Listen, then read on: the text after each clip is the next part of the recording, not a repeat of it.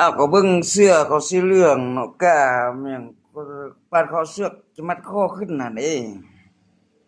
ว่าคือเฮ็ดคือวัดอันละบ่แต่ว่าเขาแปลเป็นเสือกแล้วจะเฮ็ดนั่นเกนั่นคิดงอกแหลมขึ้นนั่นเสื้อสีเหลือง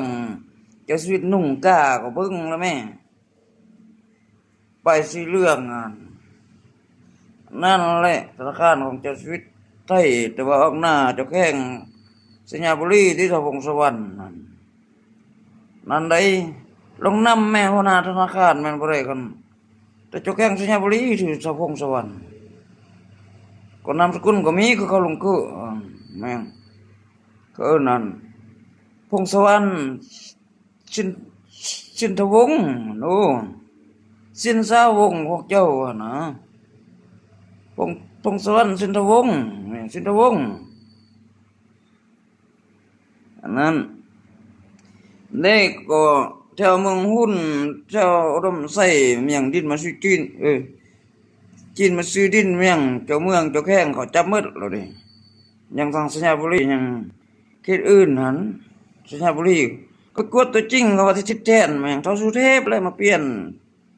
วางเปลี่ยนสื่อว่าอยู่บางตัวว่าอยู่บางบัดจับเท่าสุเทพดินเท่านั้น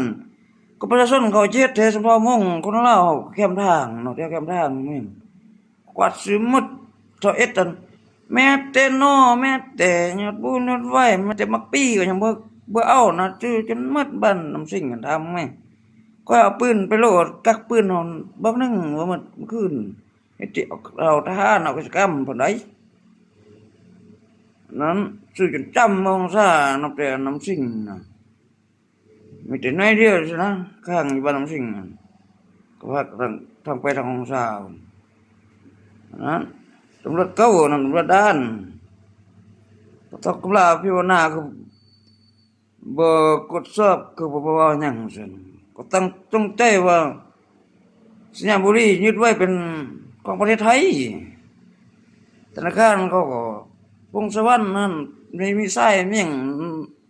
แต่ก็อาจจะมีพวกบูยังเขาไปฝากหรือว่าพวกเฮ็ดเวียกนะกินเงินเดือนนะพวกเงินน้อยพวกบ่มีชื่อเสียงนั่งเป็นน้ำพักน้ำรัดนะพวกเอาแค่งานนั่นก็เขาจะมีจะ